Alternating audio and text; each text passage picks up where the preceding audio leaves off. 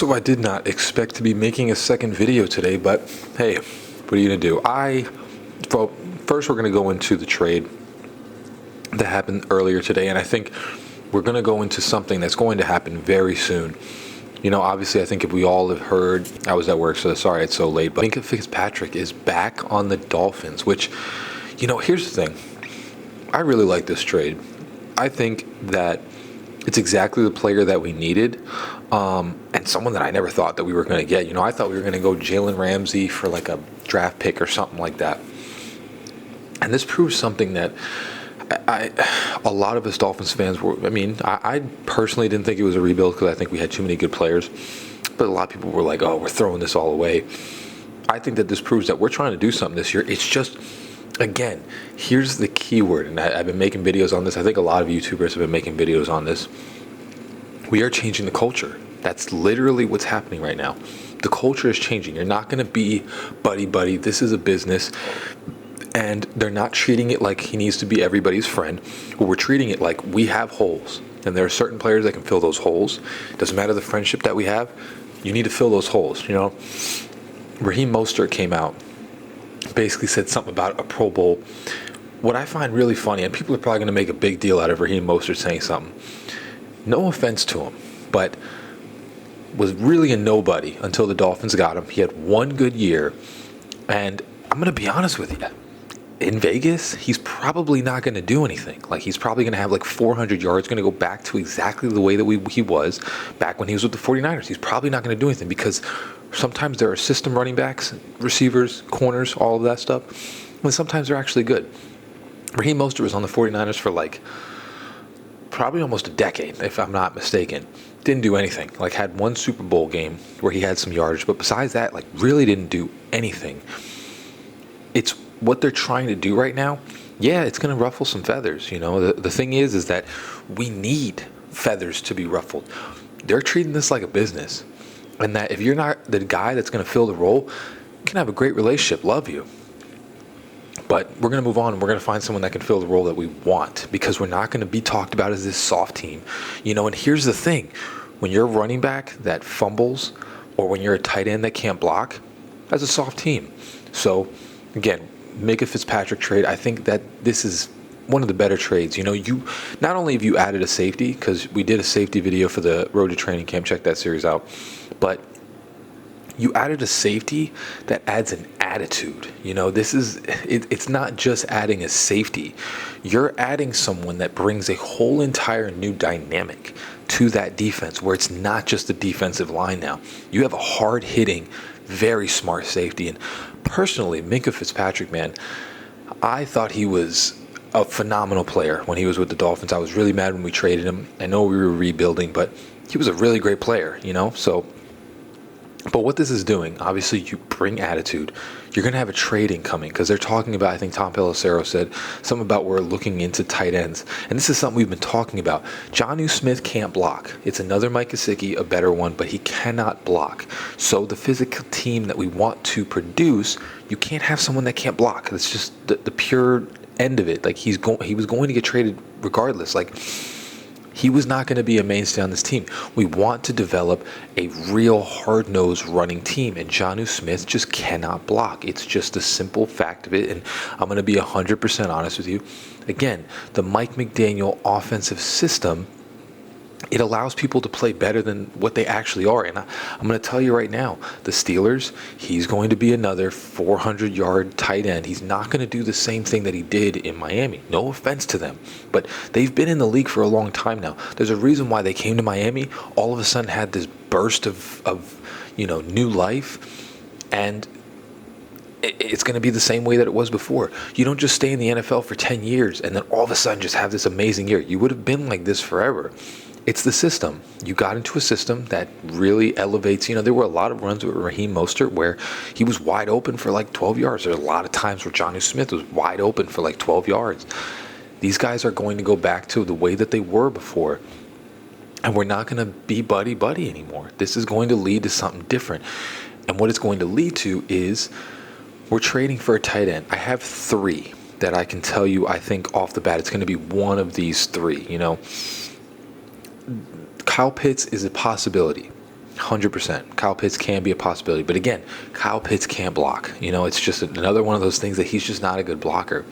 So what I've really narrowed it down to is, I would say 4, actually. Number 1 is going to be Michael Mayer. I think that is going to be probably the better. I would be more excited about Michael Mayer out of all of them. Cole Kmet, the Chicago Bears just picked up Colston Loveland, which, you have basically 3 wide receivers, and then you have 2 tight ends. Cole is just not going to get that many snaps anymore because you want Colston Loveland. He's definitely more dynamic. So he's probably going to be available right now. And that dude's 26. He's probably another prototypical, perfect type of player that we could possibly trade for. And there's people like Mark Andrews, which he's older. I don't see them being Mike Andrews. But the third option is going to be Kyle Pitts if they want to go the Jonnu Smith route. But I do think that that's going to cost too much. My primary 2 I would love to see is Cole Kmet or Michael Mayer. Cole Kmet is phenomenal, actually. One of those 2, I think, would be a very solid pick. You go to the Las Vegas Raiders, that they just drafted a tight end. I'm totally blanking on his name, Brock Bowers. He had a phenomenal year. They're not going to use Michael Mayer. He's kind of like a first-round pick that, typically right now needs a change of scenery. Wasn't really doing much, but he's a perfect type of guy where he can block, he can do everything. And again, you have that 6'4" guy that can be in the red zone. He's kind of like a Jason Witten, if you really want to picture him as anything. Kind of like a Jason Witten. Does everything, that you need him to do. He's very reliable. That's the type of guy. It's just, unfortunately, as he was progressing, they got Brock Bowers. And Brock Bowers is just, when you have a player that there's just nothing you can do, he's just way better than every other player that you've ever been around. It's the way it is. Cole Kmet, Colston Loveland is going to be the rookie over there.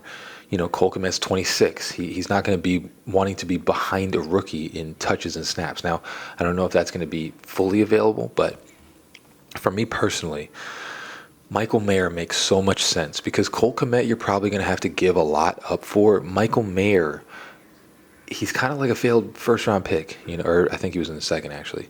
He's like a failed pick, so you're probably not going to have to give up that much for him. And again, with the Mike McDaniel offense, it develops people. It makes people better than what they were before. And I think he would fit in perfectly with this tight end room. And I think he would really flourish with the Miami Dolphins. Just having so many different variable distractions when it comes to the offense would allow him to get open. And it's going to give him a change of scenery. When you get drafted, Michael Mayer, when he was coming out of Notre Dame, he was the guy.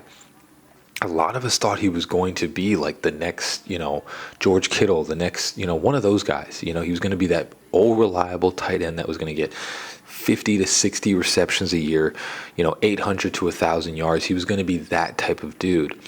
And unfortunately, number 1, the Raiders just didn't really have a good quarterback. And number 2, they didn't really have a good coach either. They had nothing. Like, the offense was just piss poor. And the reason why Brock Bowers was so good last year is obviously he's a phenomenal talent. So it makes it easier to just realize, like, hey, let's just get him the ball. And that's basically what it was. He was going through the season with like 10 receptions every single game. I think if you bring Michael Mayer over here, like I said, you're not going to have to give up a whole bunch. You're not going to have to give up like a 3rd or 2nd round pick to get someone like Cole Kmet or something like that. You're going to have to probably give up like maybe a 5th or a 6th. And then you can bring Michael Mayer over here. He can have a fresh new start, and you have another young, talented guy that can really develop this roster. And what I love about it is that this is going to unlock more things. So you have the Minkah Fitzpatrick trade. You've now, your safety room is I think it's set. I think Melifonwu is going to impress some people. And I think if you have Melifonwu and Minkah Fitzpatrick back there, I think you have this goes from like it possibly could be a good safety room to this is going to be like a legit safety room. Like, this is going to be phenomenal because Minkah Fitzpatrick changes that. So now it's like you have the defensive line, you have the safeties. You really just need one good corner. Going into the season, you just need one. And I think what's going to happen right now is that domino effect. You traded Jonnu, so now you're going to get a young tight end to go along with this physical, a young blocking guy that can develop into a pass catcher, which I think is Michael Mayer. I truly do believe that Michael Mayer is going to be that tight end. And then You now have freed up cap space because we're probably going to extend Minkah Fitzpatrick. We'll get a tight end. We're probably going to extend them. So you unlock $20 to $30 million in cap space. You go sign Rasul Douglas, and you get that guy to go on your cornerback room. You see what Cam Smith's got. And if anything, you just go and get a corner in training camp if that needs to be the case, So I think this unlocks so many things. And one of the biggest things that I truly think that we need to talk about is that, yeah, we're doing a culture change. This is legit, like what we're doing right now. We're not rebuilding. We are doing something that I don't think any team has done before, where you are physically changing the culture as the coach is going into his season. I've never seen this before.